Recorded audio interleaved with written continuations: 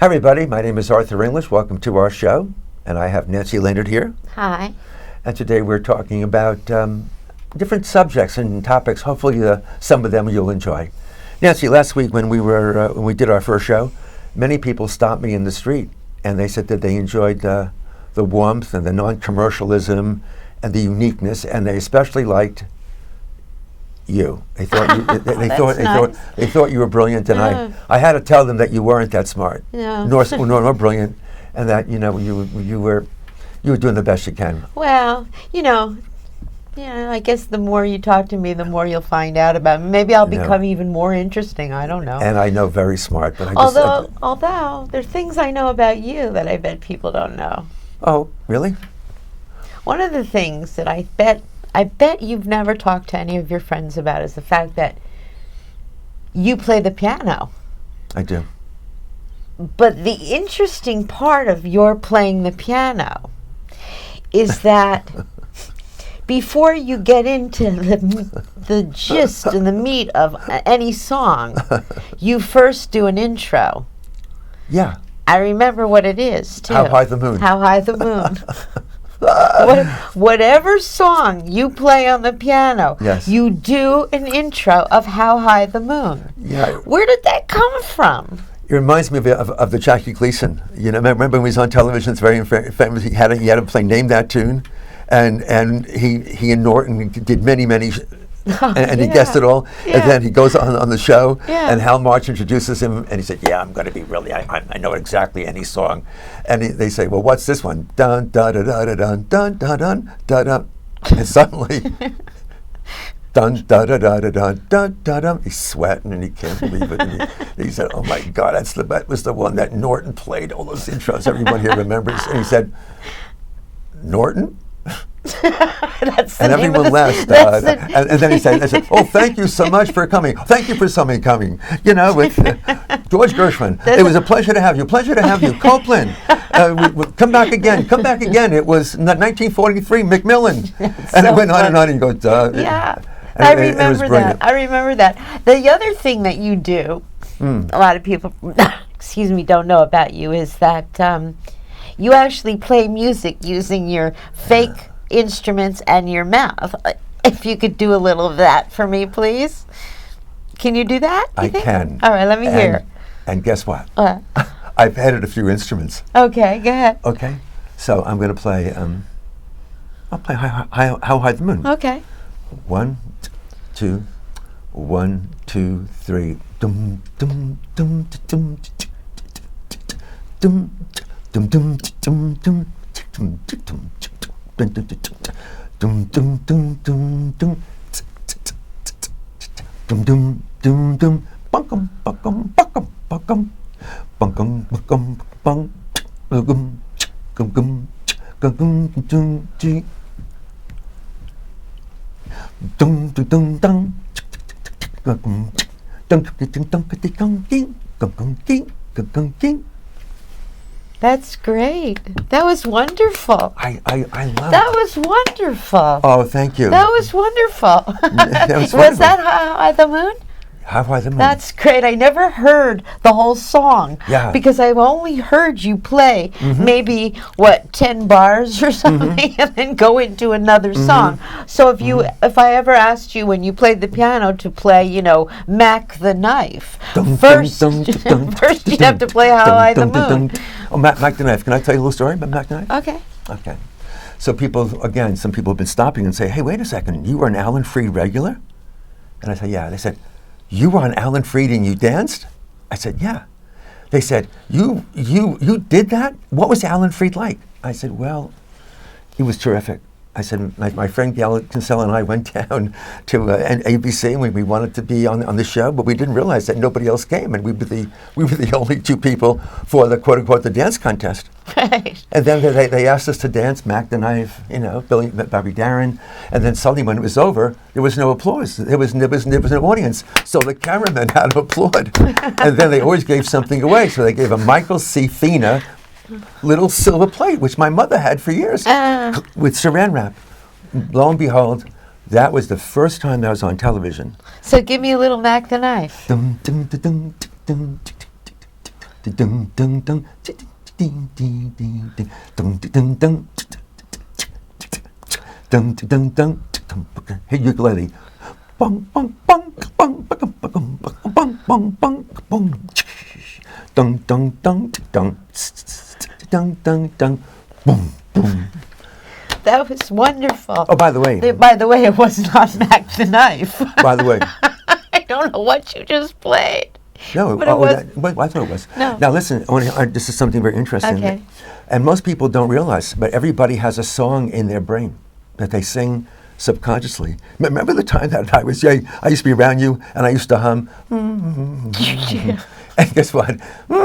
He said, "Can you stop singing?" I said, "I'm singing." And the fact is, most people have a song that when they are relaxed or nervous or they go to the store to buy something, it's that song. It's in their brain. What's yours? Mac the Knife. Or How High the Moon. How High the Moon. Tell us about something that I think it's something that you've done once and you had an ambition. I was there the evening. Oh. It was Caroline's. You rehearsed for weeks, and then you said, "I'm nervous, Jake." By the way, she calls me Jake. And you went on stage, and you did your monologue. Well, you just gave away the whole story, didn't you? No, but the fact of the matter is, what was it like holding that microphone and doing your monologue in front of 200 people? Well, first to give a little background on it. I decided I wanted to try comedy. Mm-hmm. I love to write, and so I know I'm a good writer, but I thought I would try stand-up comedy. I've never done something like that before, but people have told me I'm funny, and I'm stupid enough to believe them. So, I took a 6-week class in comedy where with 20 other people, every week I would go to this comedy school. It was taught by a wonderful comedian, Linda Smith. And the class consisted of writing a 5-minute monologue. So the first week you would tell your story, then you'd have to write 2 minutes, and then 3 minutes, and then 5 minutes. The ultimate goal being you do a 5-minute stand-up show. And at the end of all these classes, the 6-week, I think it was a 6-week class, you would get to perform at Caroline's Comedy Club. Okay, so every week I went to this class, and in a way it was a little tough to go every week because everybody was getting their monologue honed. You'd have to listen to the same monologue from every person, 20 people in the class, and you have to listen to the same monologue for 6 weeks. So it was, painstaking. Except when I got up and was able to perform my monologue, then I wanted everyone's rapt attention. But in any event, at the end of the 6-week program, we performed at Caroline's. I didn't tell anybody. I think you and one other person were the only people I invited. I didn't tell anybody because I thought it would be easier to perform in front of strangers. So the day of the show, she gave us our lineup of how we would appear in the show, and she put me on first right after the MC. She said, "I want you to open the show." Well, that's a big compliment, right? So after the MC announces the show and does his shtick, then he announces my name. And like all comedians do, I sort of run out, from behind the screen, and you're on a small stage with a spotlight and a microphone stand, and you grab that microphone.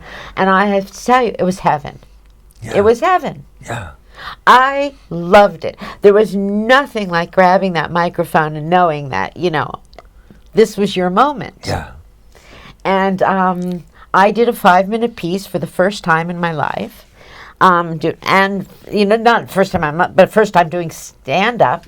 And I did this 5-minute monologue, and I had the audience at my third sentence. Wow. I gave a build up, and then by the third sentence, I had the audience laughing with me. I remember. Yeah. I was shocked. Yeah. I mean, they laughed at you. Yeah. You know? When you get that first laugh, it's like there's nothing better than that. Wow. There's nothing better than that. Were you surprised when people laughed? No, because I knew my material was funny. I knew it was funny. I mean, I knew in my gut. I know what's funny. I've always had you know me, I love to laugh. And if you're funny, I'm your best audience. Yeah. And I knew I had funny material. It wasn't one-liners. I didn't have one-liners because I don't do that kind of material. But I do stories. I tell mostly stories. Yeah. So I'm a storyteller. So it was a story, and they asked me to return. Wow. Yeah, they asked me to come back and do another show. Wow. And unfortunately, well, it's unfortunate. I mean, I had a death in my family, so I wasn't able to go back right away and perform. And then I don't know. I just I had one thing after another. I fell. I broke my back. Remember, I broke my back. And one thing after another kept me from not doing it. Yeah. But recently, I made a decision to call her again and see if I could get private lessons. Yeah. Marilyn Sokol. Oh, Marilyn Sokol. Well, you know, Marilyn was my acting coach. Yeah, I know that. Yeah. I know that. Yeah, I took some acting classes from her. You know, one of the things that I talked about, people again on the bus, on the number 10, they say, you said something, young man, people in the 90s, young man. I said, yeah, they said, you said something that was quite interesting. And I said, what is that? They said, you said it twice. I said, what is it? They said, folks, remember this. You never, ever have to defend yourself. Say why. Oh, because you say it over and over again. Let me see if I can get it right. You say it because your friends don't want to hear it and your enemies don't care? Is that the line? That's exactly, no, they don't believe it. Enemies don't believe it.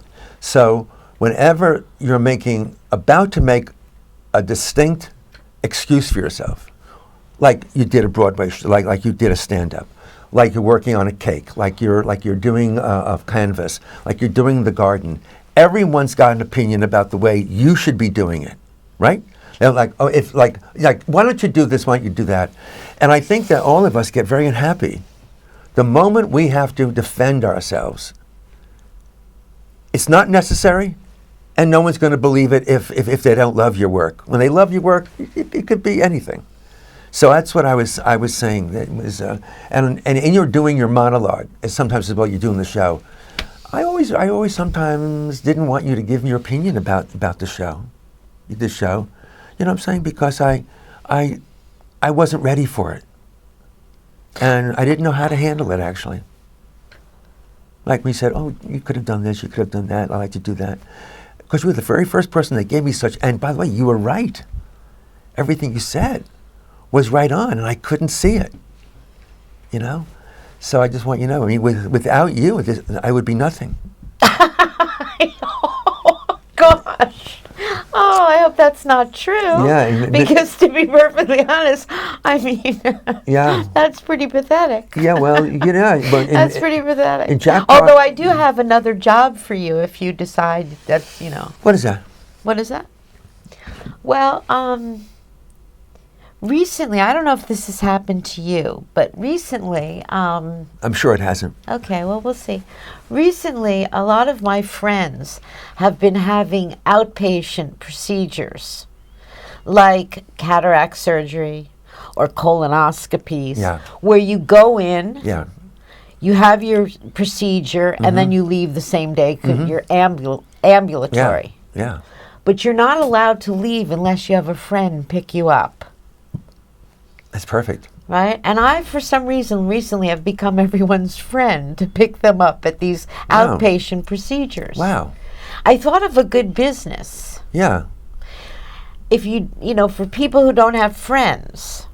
You become their friend, and you go around and you pick people up from outpatient clinics. What a business. I know, right? What a business. Now, what would you charge? I mean, it's a very busy day because, I mean, there's scheduled outpatient things all the time. I mean, there's always cataract surgery, but a lot of people don't have friends.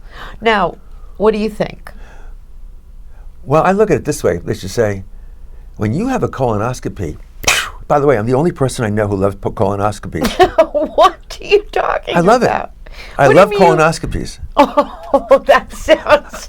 I'm sorry. No, I do. I'm not touching that one. I do. The doctor who does the procedure, he says, "Oh my God, this is the tour guide that I used to see on the water." Yeah. He says, "Are you still doing tour guiding?" I said, "No, I haven't done it for the past 3 colonoscopies." He said, "Wow." And he knows because and he knows me. Keeps track of your ass. Pardon the expression. He knows me inside and out. Yeah, really. Okay, so here I am, 1, 2, 3. I'm on the thing, and lying down, and the nurse says, "Is there anything you want me to say?" I said, "Yeah, just let me know when it's happening. I want to see if I can catch the moment." She said, "You want to see if you can catch the moment?" Do you mean? I said, "Yeah, I always want to know what happens, when you..." She said, "Okay." She said, "You ready?" I said, "Okay, Mr. English, you can get up." I said, "What do you mean get up? I just was talking to you." She said, "Yeah, and you came out of it."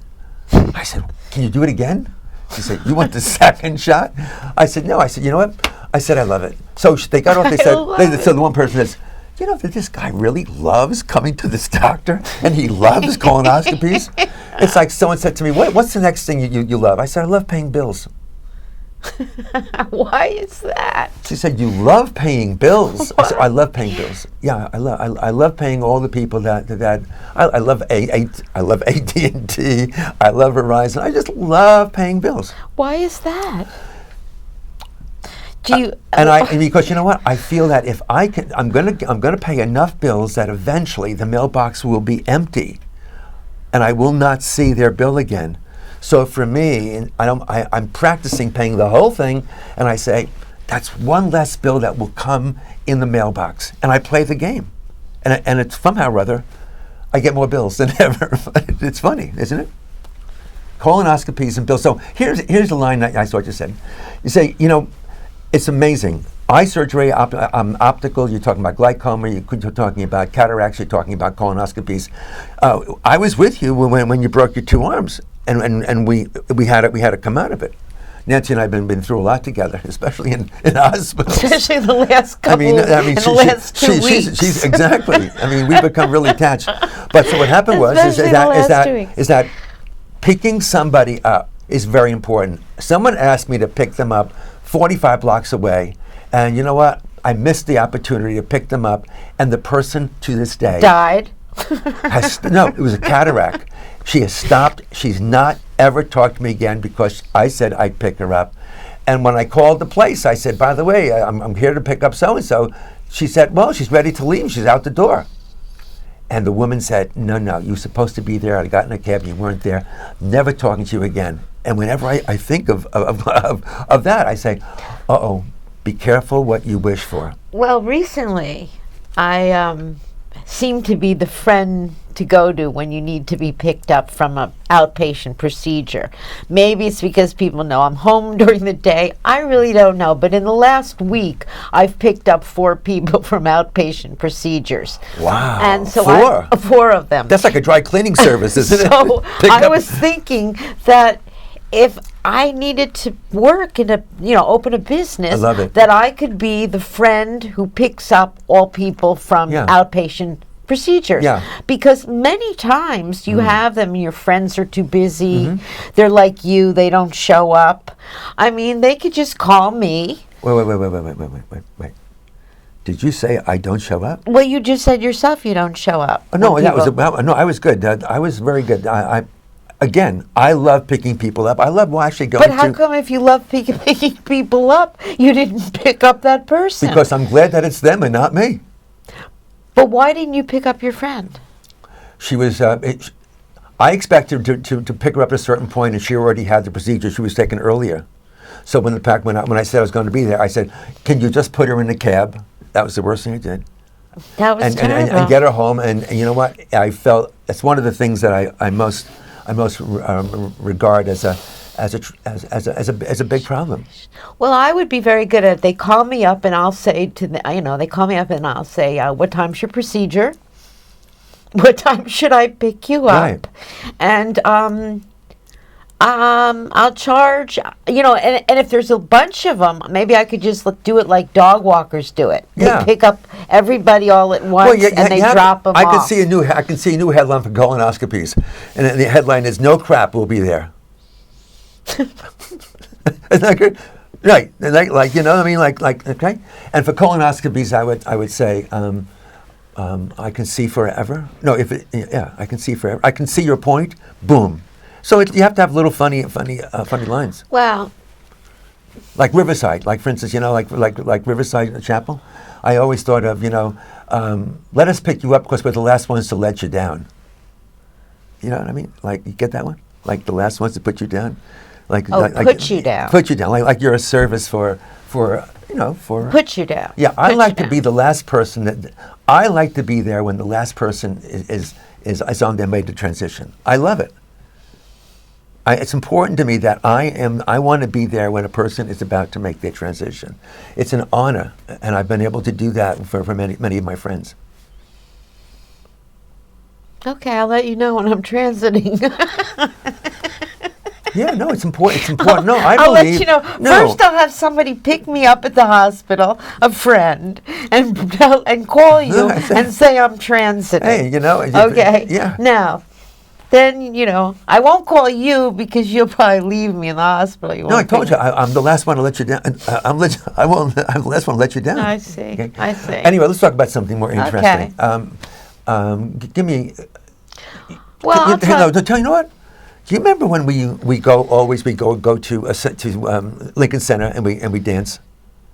Well, in the summertime, you remember that? Been there, yeah. Each time we go there, we always say we'll never go there again. We'll never go there again. And then we dance. But what is so amazing is everyone shows up from New York City and everyone dances. First of all, let me say this: we have been going every year for 20 years to Lincoln Center, for as long as they've been having Midnight Summer Night Swing. And every year I say, I'm never going there again. But every year I manage to go once or twice. Yeah.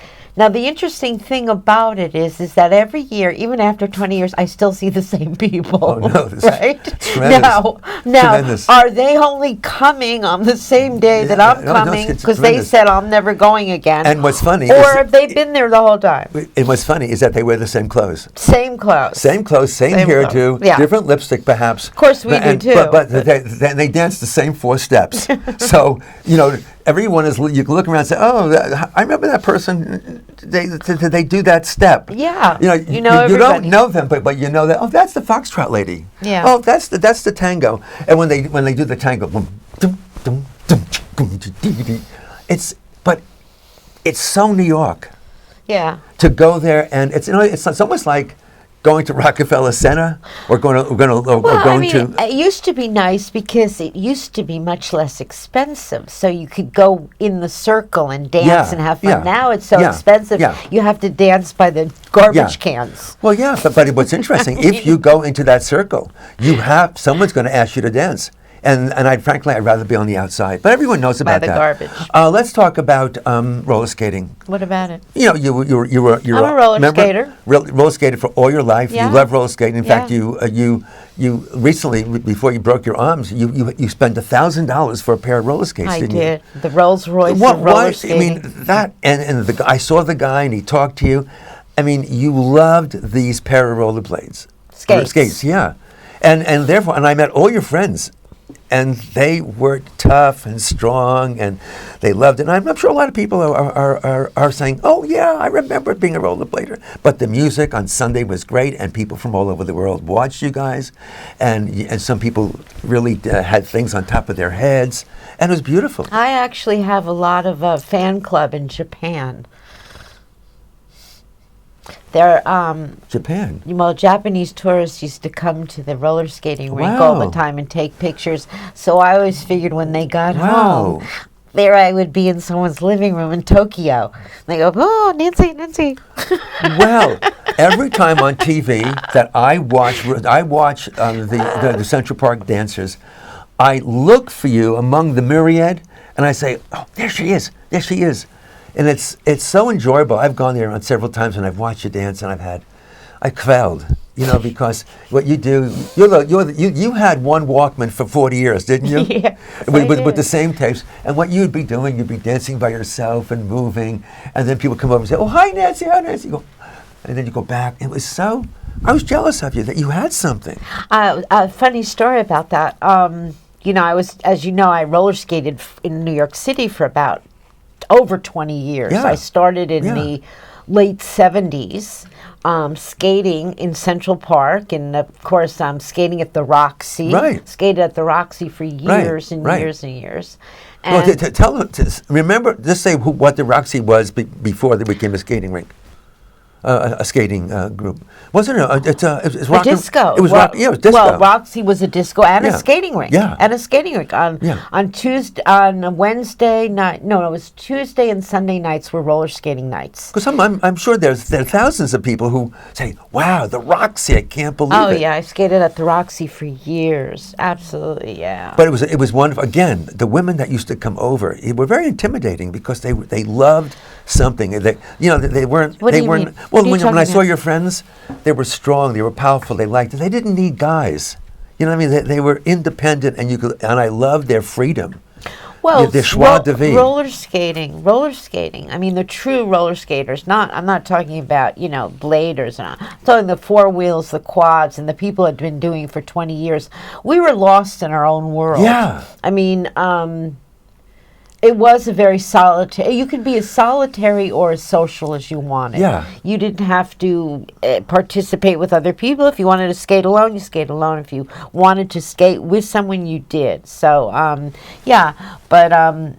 remember I had the same pair of roller skates for 20 years. Yeah. And so one day I decided it was time for me to buy new roller skates. Yeah. And there was a gentleman who used to hang out at the roller skating rink, and he sold skates, and he sold me $1,000 pair of skates. They were beautiful. They were the Rolls Royce of roller skates. Beautiful. And I put them on, and it seemed like I could do no wrong. I could do everything. I was doing tricks. I was skating the best I could ever skate. And then about 2 days after I got the skates, I was in Central Park, and I was roller skating, and some guy came by, hit me with a bike. I fell backwards, and I broke both my arms. I won't 2 even days talk later, about it, but I broke both my arms. So, that was my roller skating career for a while. So speaking of rollerblading, it was a wonderful conversation. Yeah. We rolled along with different subjects. I just want to say say thank you so much for being here. Oh, God, thank you for being here. If you forgot my name, this is Arthur in I'm English. Nancy. And Nancy, and we have a cute little name for our show. It's called Rolling Along, and remember, an artist behind the artist. It's always on Wednesday night at 7:30, Channel 56, and I'm so glad that we're bringing some nachas and pleasure to people, and I hope to see you soon on the street. And this is Nancy and Arthur, and I hope that you get a chance to watch the show again. We'll be on Channel 56 every other Wednesday at 7:30, and this is Artist Behind the Artist. Thanks so very much, and we'll talk to you real soon again. Have a good evening. Ciao.